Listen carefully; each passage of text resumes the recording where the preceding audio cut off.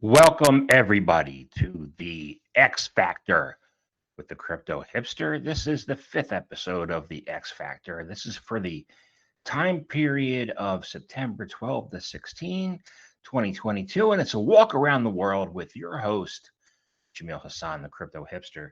And we begin with really a major announcement that really just happened about 5 minutes ago. And it is this on a global perspective because it's not just Spanish. Spanish soccer first division La Liga to be featured in Decentraland's metaverse. La Liga, the Spanish soccer organization, has established a strategic partnership with Stadio Plus and Vegas City Limited, which are two metaverse companies, to digitize, and bring it on the blockchain part of its activities to offer new experiences in Decentraland, which was really the first Ethereum metaverse, really.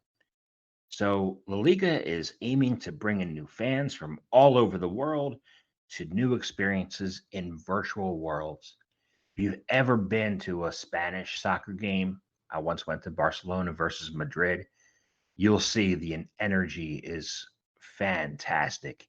And having this metaverse entrance and metaverse launch is only a really, really great bonus and plus to the La Liga League and to Decentraland.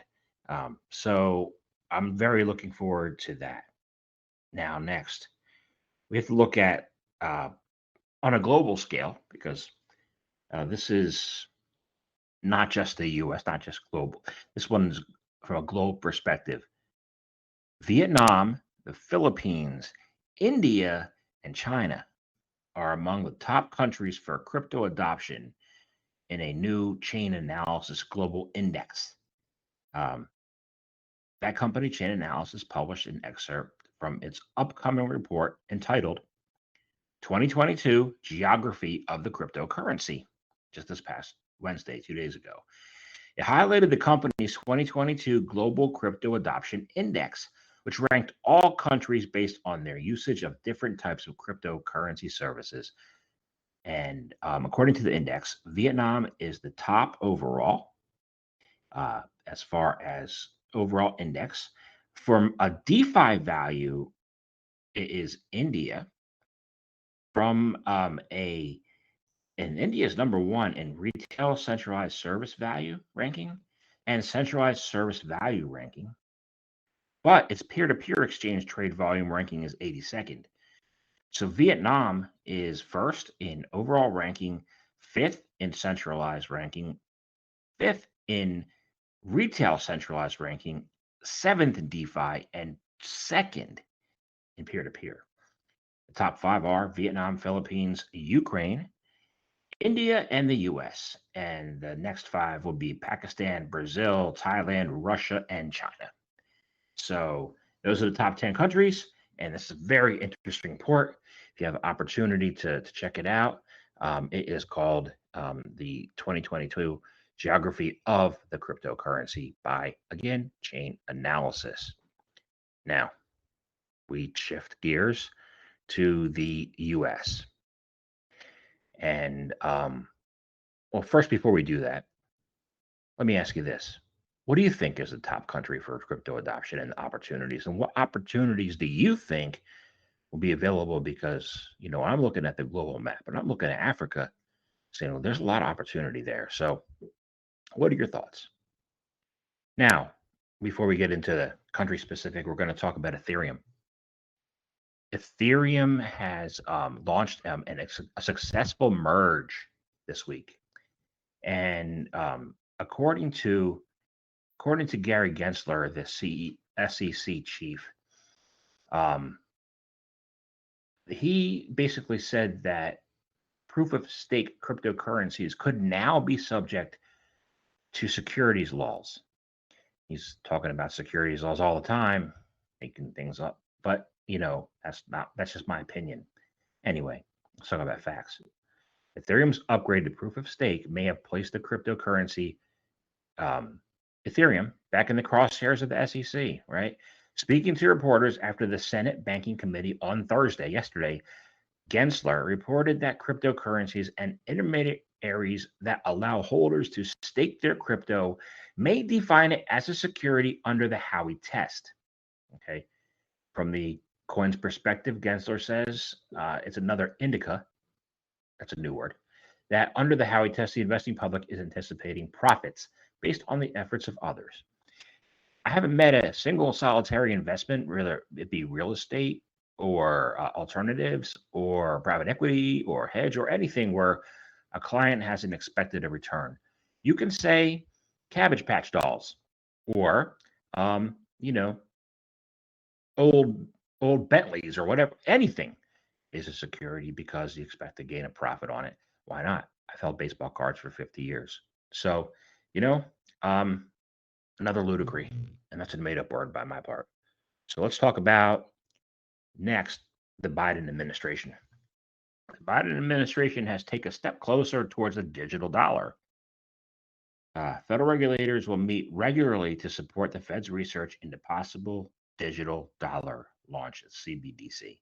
The Treasury also recommends the development of a federal framework for non-bank profit payment providers.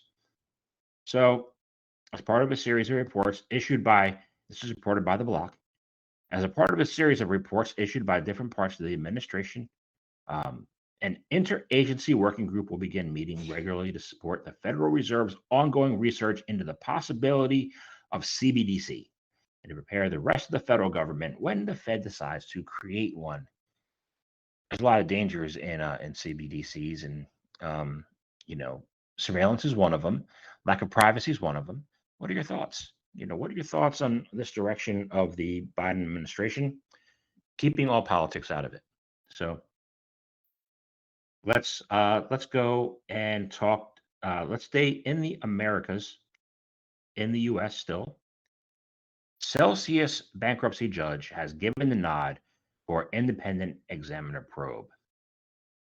Uh, Federal judge overseeing the Celsius case, Martin Glenn, has given the green light for the motion to appoint an independent examiner to investigate certain aspects of Celsius's business.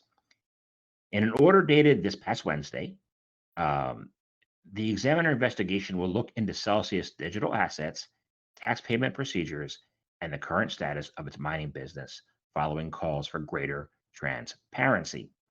The examiner will also look into why there was a change in the account offerings in April, resulting in some customers being moved from the Earn program to custody services while others were moved to a withhold account. And although I have direct experience on that, I can't comment. I can say I'm looking forward to seeing what comes out of this. So we have to stay in the Americas still, but going to South America. Brazil. Brazil. Brazil's jailed Bitcoin pharaoh will have to sit out next month's election. His name is Gleidson Acacio dos Santos. Had been hoping to run for a federal deputy seat on October 2nd, despite being in jail on alleged charges tied to a crypto pyramid scheme. The Regional Electoral Court of Rio de Janeiro unanimously denied his candidacy. A Brazilian court said this pharaoh had engaged in a pyramid scheme and will not be part of the election because of that scheme. Okay, well, you promised investors monthly returns of 10%. If you're going to run a scheme, make it more than 10%. So my question is this: is if you're going to run a pyramid scheme and you're not going to be too smart about it, what return rate should you think you should offer to your clients to get them on board? And is 10% enough? Is it worth it? Who knows, right? What do you think? So let's go to uh,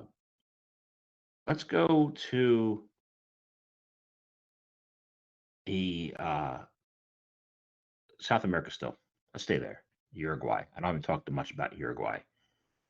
The new regulatory bill in Uruguay has granted the central bank control over the nation's crypto industry. Oops.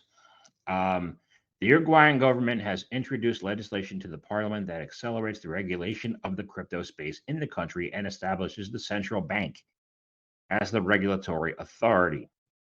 Sounds like a conflict.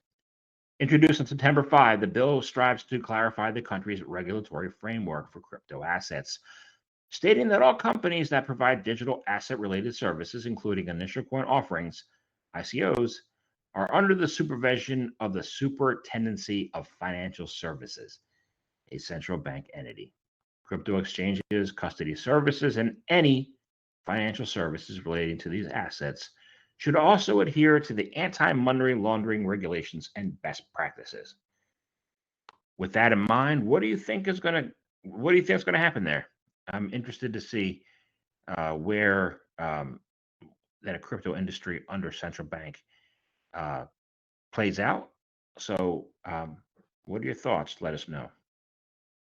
Now, let's talk about Europe. Let's talk about Ukraine. I'm working on my Ukraine book. I'm not quite done, it's in process.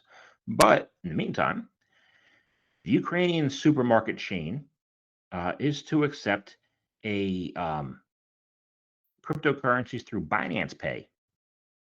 Varus, a retailer with over 100 supermarket stores across Ukraine, has partnered with Binance to launch cryptocurrency payments. Customers will now be able to order groceries online and cover the bill through a Binance Pay wallet. It's good to see that Binance has expanded into Ukraine. Um, Binance is the largest crypto exchange by daily volume.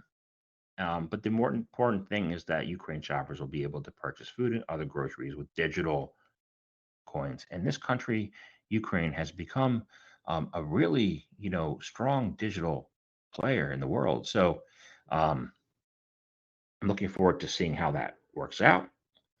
Now we will go into Asia, Southeast Asia.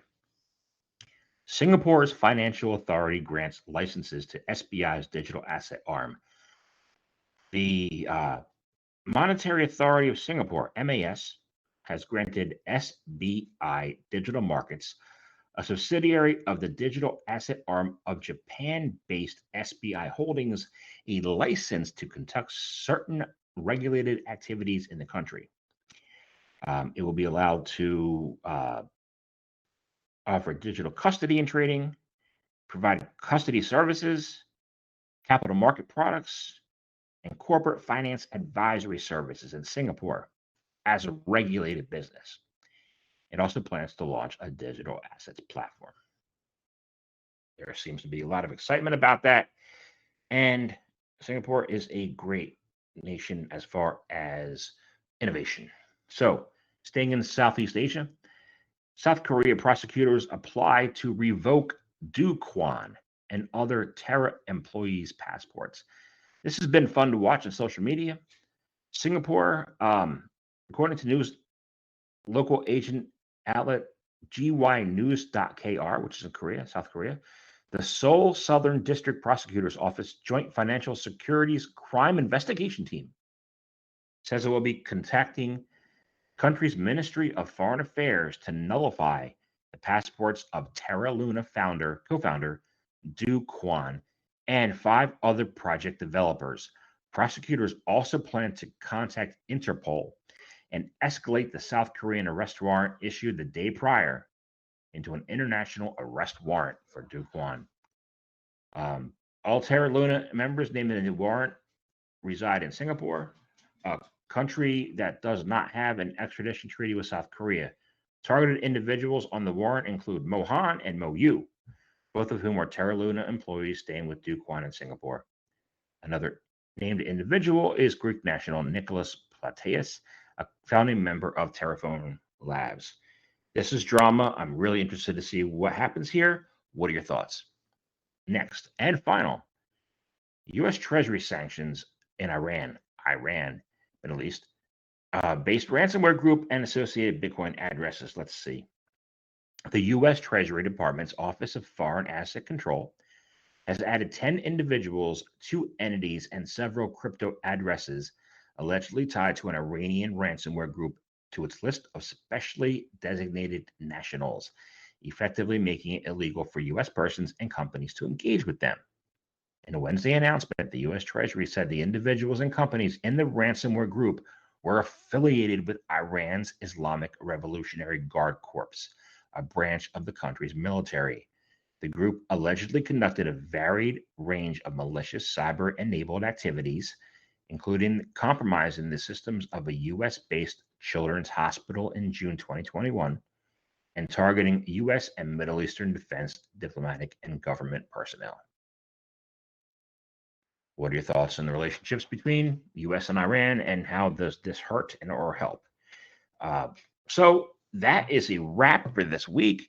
I want to thank everybody for listening, and enjoy your week. And we'll see you next time on the X Factor with the Crypto Hipster.